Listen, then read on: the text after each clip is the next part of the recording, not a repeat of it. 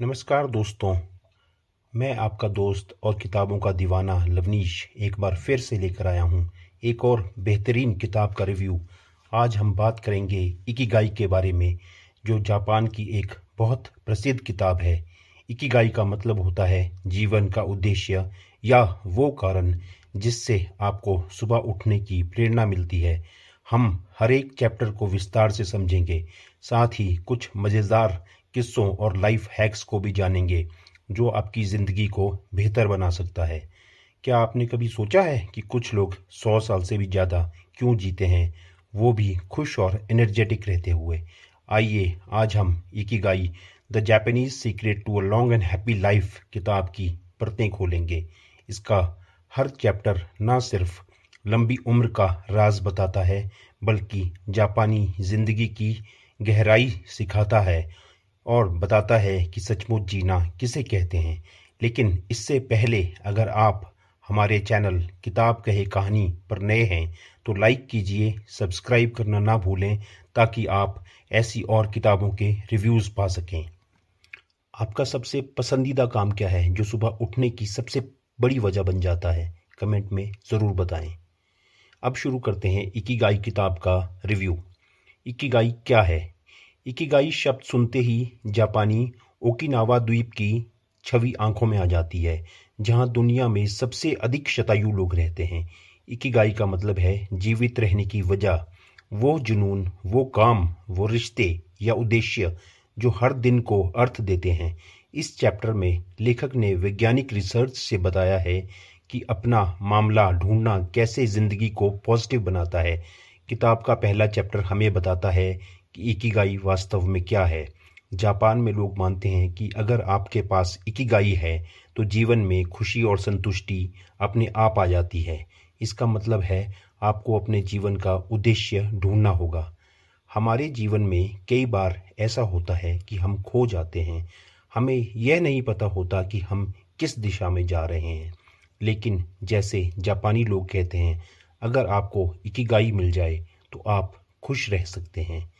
लेखक अपनी जापान यात्रा के किस्से बताते हैं, जहां मोई नामक ग्रुप में बूढ़े लोग मिलकर बागवानी, गाना या खेल करते हैं, मिलजुल कर अपना मकसद खोजते हैं। लेखक अपनी जापान यात्रा के किस्से बताते हैं, जहां मोई नामक ग्रुप में बूढ़े लोग मिलकर बागवानी, गाना या खेल करते हैं, मिलजुल कर अपना मकसद खोजते हैं। जापानी संस्कृति में यह विचार गहरे तक निहित है। हर व्यक्ति का इकिगाई अनोखा है। कुछ के लिए एक्सरसाइज, किसी के लिए बच्चों को सिखाना, किसी के लिए कविता लिखना। लेखकों ने एक 104 वर्षीय महिला से पूछा, हर सुबह उठने की आपकी वजह क्या है? महिला ने हंसकर कहा, हर दिन बाग में नए फूल उगते हैं, मुझे उनके साथ समय बिताना पसंद है, यही मेरी इकिगाई है। तो दर्शकों, आज आप अपनी इकिगाई ढूंढिए, वह छोटी या बड़ी कुछ भी हो सकती है। अध्याय 2, लंबी उम्र के रहस्य, छोटा छोटा बदलाव, बड़ी उम्र। इस चैप्टर में वैज्ञानिक तरीके से समझाया गया है कि कैसे छोटे छोटे बदलाव जिंदगी को लंबा और खुशहाल बना देते हैं। जापानी लोगों में हमेशा अपना मन और शरीर सक्रिय रखने की आदत होती है। वे कभी भी पूरे पेट नहीं खाते, बल्कि हरा हाची बू रूल अपनाते हैं, यानी 80% पेट भरते ही खाना छोड़ देते हैं। तनाव से बचने के लिए जापानी मेडिटेशन, गार्डनिंग जैसे शांतिपूर्ण काम करते हैं, जिससे उनका मन हमेशा जवान और तनाव मुक्त रहता है। लेखक बताते हैं कि नियमित घुलना मिलना, सरल जीवन और पर्याप्त नींद, ये सभी बातें जापानी जीवन शैली का हिस्सा हैं। जीवन की छोटी छोटी चीज़ें हमारी खुशी का कारण बन सकती हैं। जापानी संस्कृति में वे किसी छोटी खुशी को भी बड़े इज्जत से देखते हैं, जैसे कि चाय पीना, बागवानी करना या अपनी पसंदीदा किताब पढ़ना। यदि हम छोटी छोटी खुशियों का आनंद लें तो हमें बड़ा उद्देश्य खोजने में आसानी होती है। लाइफ हैक्स, आज से खाने की प्लेट में थोड़ा थोड़ा अलग रंग की सब्जियां और फल डालना शुरू करें। सोने की आदत सुधारें, रोज़ 9 से 10 घंटों की नींद लेने की कोशिश करें। मैं एक बार अपने दोस्त के साथ जंगल में ट्रैकिंग पर गया था। वहाँ की शांति और ठंडी हवा ने मुझे महसूस कराया कि असल में जीवन की सबसे बड़ी खुशी छोटी छोटी चीज़ों में ही छुपी होती है। एक छोटे से पल में भी हमें अपनी खुशी मिल सकती है। क्या आप रोज़ाना 80% पेट भरकर खाना खा सकते हैं? क्या आपको लगता है कि छोटी खुशियों में बड़ी ताकत होती है? कमेंट में हाँ या ना में ज़रूर बताएं। अध्याय 3, उद्देश्य की तलाश, लोगोथेरेपी तथा मोरिटा थेरेपी।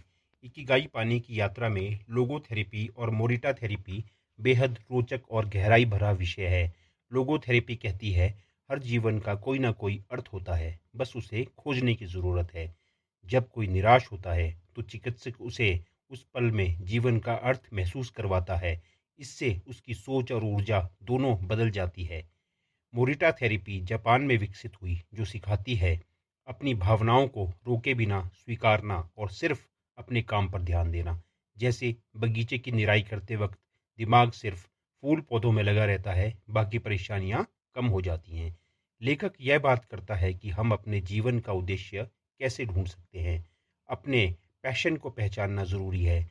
जब हम वह काम करते हैं जिससे हम दिल से प्यार करते हैं तो हमारे अंदर का इकिगाई जागता है। अपने पैशन का अनुसरण करना ही इकिगाई की पहली और सबसे बड़ी कुंजी है। भावनाएं आए तो उन्हें स्वीकारें, भागे नहीं, काम पर फोकस करते जाएं। किताब में ऐसे ही एक व्यक्ति का किस्सा है जिसने कठिनाई के बावजूद अपना लक्ष्य नहीं छोड़ा और धीरे धीरे अपनी परेशानियों पर काबू पा लिया।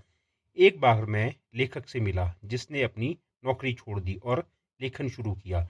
शुरुआत में मुश्किलें आई, लेकिन जैसे जैसे उसने अपने पैशन का पालन किया वह सफलता की ओर बढ़ता चला गया। उसका इकिगाई उसे लगातार प्रेरित करता रहा। क्या आपने कभी किसी छोटे उद्देश्य के लिए बड़ी मेहनत की है? सोचिए, 2 पल ठहरिए, सोचिए और कमेंट्स में लिखिए। अध्याय 4, फ्लो, खो जाना किसी काम में। जब आप किसी काम में पूरी तरह खो जाते हैं, वक्त, भूख, प्यास सब भूल जाते हैं, उसे जापानी में फ्लो कहते हैं। मिहाली नामक रिसर्चर ने बताया है कि फ्लो की अवस्था में इंसान खुश रहता है, तनाव भी कम होता है और क्रिएटिविटी भी बढ़ती है। लेखक बताते हैं कि शतरंज खेलना, म्यूजिक बनाना, आर्ट बनाना, ये सब हमें फ्लो की स्थिति में ले जाते हैं। जापान के लोग हर चीज़ में फ्लो लाने की कोशिश करते हैं, चाहे बागवानी हो या खाना बनाना। लेखक यह बताता है कि रिश्ते हमारे जीवन में इकिगाई की भूमिका निभाते हैं। अच्छे रिश्ते न केवल हमें खुश रखते हैं, बल्कि जीवन के उद्देश्य की तलाश में भी मदद करते हैं। मेरे दादा दादी का एक बहुत अच्छा उदाहरण है। उनका प्यार, साथ और समझ हमारे परिवार के लिए इकिगाई बन गए थे। उनके रिश्ते ने केवल हम सबको जीवन के असली उद्देश्य की पहचान ही नहीं बताई, बल्कि खुश रहना भी सिखाया। कौन सा काम करते समय आप सबसे ज़्यादा खो जाते हैं? 2 पल के लिए सोचिए, ठहरिए और फिर बताइए। दिन में 30 मिनट अपने फेवरेट एक्टिविटी के लिए ज़रूर निकालिए। यही है इकिगाई। अध्याय 5, शतायु लोगों के अनुभव। इस अध्याय में लेखक ने ओकिनावा के शतायु लोगों से बातचीत को शेयर किया है। 100+ ईयर्स के लोग जो अब भी एक्टिव रहते हैं, अपना खुद का खाना पकाते हैं, गार्डनिंग करते हैं और रोज़ दोस्तों से मिलना पसंद करते हैं। इकिगाई के साथ जीवन में एक उद्देश्य जोड़ने से हम लंबा और खुशहाल जीवन जी सकते हैं।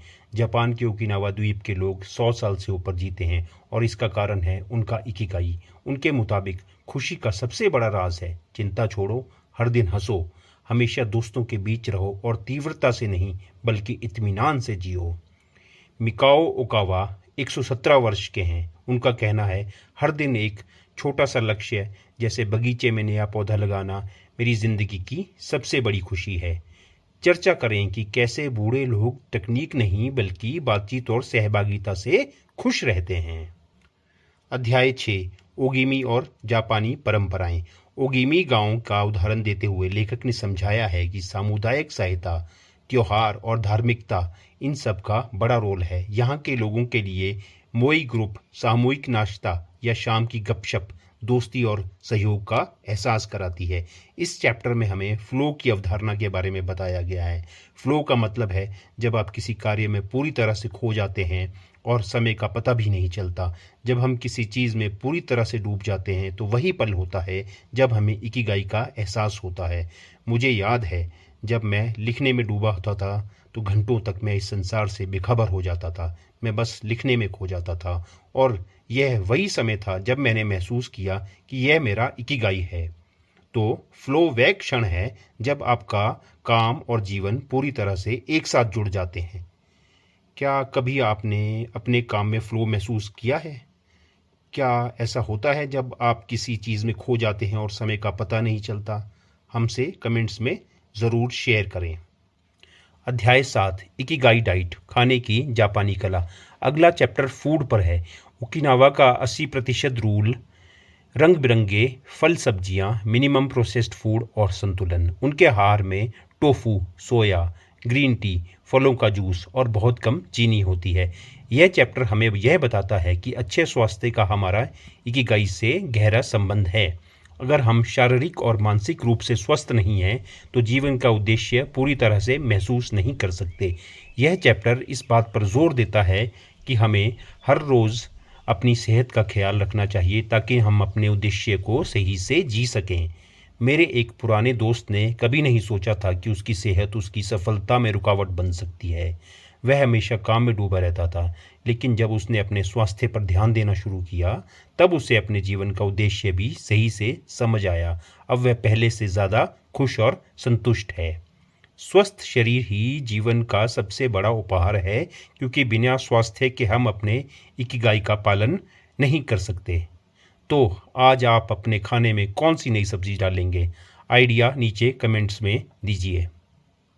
अध्याय 8 मूवमेंट, लंबी उम्र का जापानी व्यायाम। यहाँ जापानी लोग बताते हैं लंबे जीवन के लिए भागना टहलना ज़रूरी नहीं। हल्का मूवमेंट, योग, ट्राइची, गार्डनिंग या बच्चों तथा पालतू जानवरों के साथ खेलना काफ़ी है। ओगिमी गांव में हर कोई कुछ न कुछ एक्शन में रहता है। बैठे रहना उन्हें पसंद ही नहीं है। इस चैप्टर में बताया गया है कि प्रकृति के साथ सामंजस्य बनाए रखना हमारी मानसिक और शारीरिक सेहत के लिए ज़रूरी है। जापान में लोग प्रकृति से जुड़कर अपनी ऊर्जा और प्रेरणा प्राप्त करते हैं। ओकिनावा में रहने वाले लोग अपनी दिनचर्या में जंगल में टहलने, ताज़ा फल खाने और प्रकृति के बीच समय बिताने को प्राथमिकता देते हैं। इसे एक कहानी से समझते हैं। एक बार जब मैं 1 महीने के लिए पहाड़ों पर ट्रैकिंग पर गया था तो वहाँ के शांत वातावरण ने मेरी सोच को बहुत साफ किया। मैं महसूस करने लगा कि हमें अपनी दिनचर्या में ऐसे पल खोजने चाहिए जहाँ हम प्रकृति से जुड़ सकें। तो प्रकृति से जुड़कर हम अपने अंदर की ऊर्जा को महसूस कर सकते हैं और यही हमारे जीवन को सही दिशा में ले जाता है।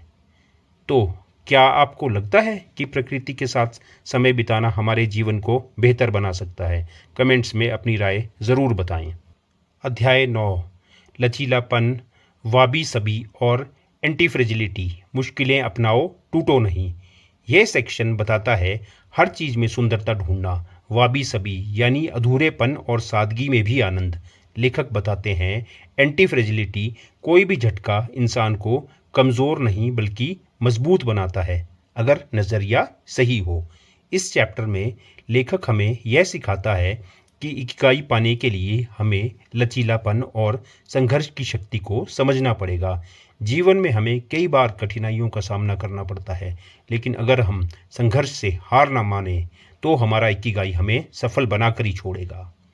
मेरे एक मित्र ने जब अपनी कंपनी शुरू की तो शुरुआत में बहुत सारी समस्याओं का सामना किया, लेकिन उसने कभी हार नहीं मानी।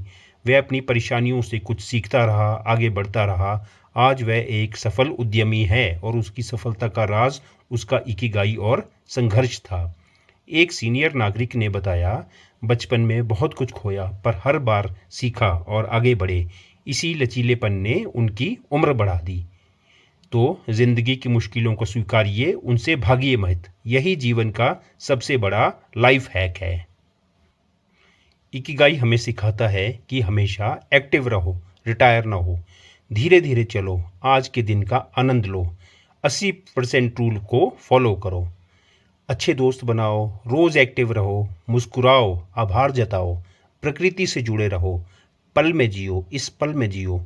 अपना इकिगाई खोजो तथा सीखना कभी बंद मत करो। आपकी ज़िंदगी का इकिगाई क्या है? वो कौन सी चीज़ है जिससे आप सुबह उठकर प्रेरित होते हैं या जिसके लिए आप सुबह उठना पसंद करते हैं? दोस्तों, इकिगाई हमें यह सिखाता है कि जीवन में सच्ची खुशी और संतुष्टि तब मिलती है जब हम अपने उद्देश्यों को खोजने में पूरी तरह से समर्पित होते हैं।